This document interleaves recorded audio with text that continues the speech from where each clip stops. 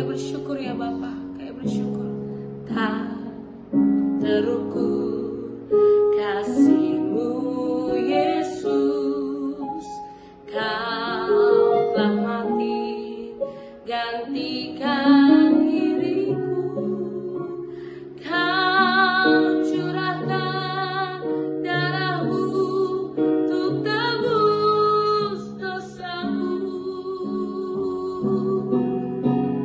Tak terukur kasih-Mu Yesus, Kau telah mati, Kau telah mati gantikan diriku. Amin. Kau curahkan darah-Mu untuk tebus dosaku. Layaklah Kau Tuhan, dipuji dan disembah dengan segenap hatiku. Layaklah Kau Tuhan, dipuji dan disembah dengan segenap jiwa ragaku. Tak terukur kasih Tuhan atas setiap kita. Amin. Tak terukur kasih-Mu Yesus, Kau telah mati gantikan. Amin. Kau curahkan darah-Mu untuk tebus dosaku. Layaklah Kau Tuhan, dipuji dan disembah dengan segenap hatiku. Layaklah Kau Tuhan, dipuji dan disembah dengan segenap jiwa ragaku. Layaklah Kau Tuhan, dipuji dan disembah dengan segenap hatiku. Layaklah Kau Tuhan, dipuji dan disembah dengan segenap jiwa ragaku. Dengan segenap jiwa ragaku. Dengan segenap jiwa ragaku.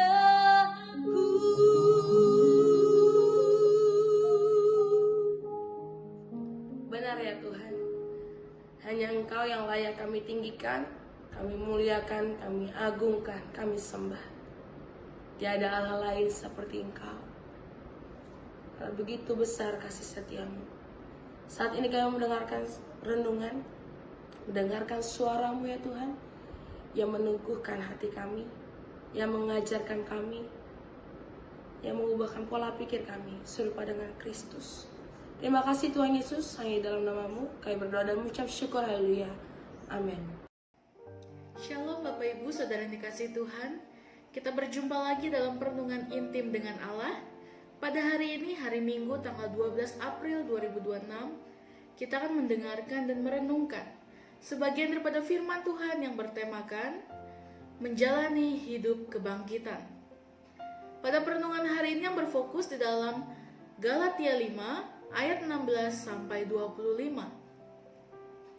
Lalu dalam pembacaan Alkitab kita satu tahun ini terdapat di dalam Imamat pasal 13 dan Ibrani pasal 10 ayat 19 sampai 39. Saya harap Bapak Ibu Saudara-saudari dapat membacanya terlebih dahulu. Pada perenungan hari ini ayat emasnya yang terambil dalam Galatia 5 ayat 16 sampai 25. Saya akan membacakannya dalam Galatia 5 ayat 16. Demikian firman Tuhan. Maksudku ialah, hiduplah oleh roh, maka kamu tidak akan menuruti keinginan daging. Hidup sebagai orang percaya tidak berhenti pada momen pertobatan saja. Ketika kita menerima Kristus dan percaya kepada kebangkitannya, sesungguhnya kita memasuki sebuah kehidupan yang baru, kehidupan kebangkitan. Ini bukan sekedar perubahan status secara rohani, tetapi juga perubahan nyata dalam cara kita hidup sehari-hari.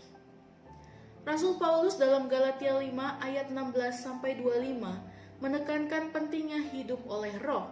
Ia menjelaskan bahwa ada dua natur yang saling bertentangan dalam diri manusia, yaitu keinginan daging dan keinginan roh.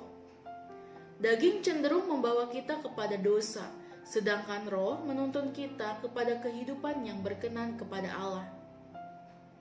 Oleh karena itu, menjalani hidup kebangkitan berarti memilih untuk dipimpin oleh Roh Kudus setiap hari. Pertobatan kita bukan hanya tentang meninggalkan dosa, tetapi juga tentang menerima identitas baru di dalam Kristus. Kita yang dahulu jauh dari Allah, kini telah diampuni. Kita yang dahulu hidup dalam hukuman, kini diangkat menjadi anak-anak Allah. Status ini bukan karena usaha kita, melainkan karena kasih karunia-Nya melalui kematian dan kebangkitan Yesus Kristus.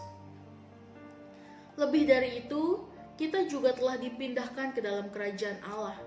Artinya, arah hidup kita berubah. Jika dahulu kita mengejar hal-hal duniawi sebagai prioritas utama, kini kita dipanggil untuk mencari perkara yang di atas, hal-hal yang menyenangkan hati Tuhan.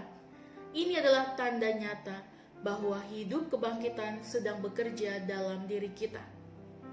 Namun perjalanan ini tidak selalu mudah. Keinginan daging masih berusaha menarik kita kembali kepada kehidupan lama. Paulus bahkan secara jelas menyebutkan perbuatan-perbuatan daging seperti percabulan, perselisihan, iri hati, amarah, dan lain sebagainya. Semua ini adalah bukti kehidupan yang tidak dipimpin oleh roh.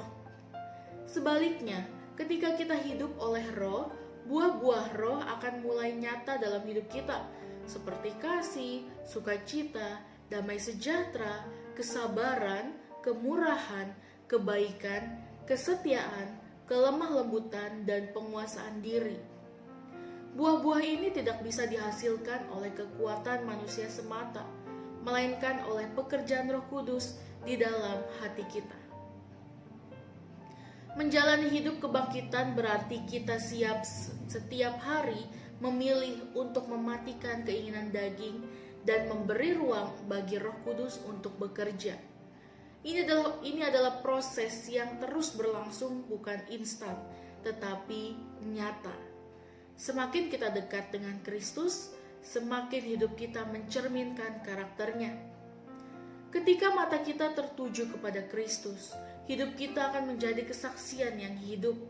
Orang lain dapat melihat perubahan yang terjadi dalam diri kita, bukan karena kita sempurna, tetapi karena kuasa Tuhan yang bekerja dalam hati kita. Hidup kita menjadi bukti bahwa kebangkitan Kristus bukan hanya peristiwa sejarah, tetapi kuasa yang nyata dan aktif hingga hari ini. Refleksi kita pada hari ini, mari kita merenungkan apakah hidup kita sudah mencerminkan kehidupan yang dipimpin oleh roh?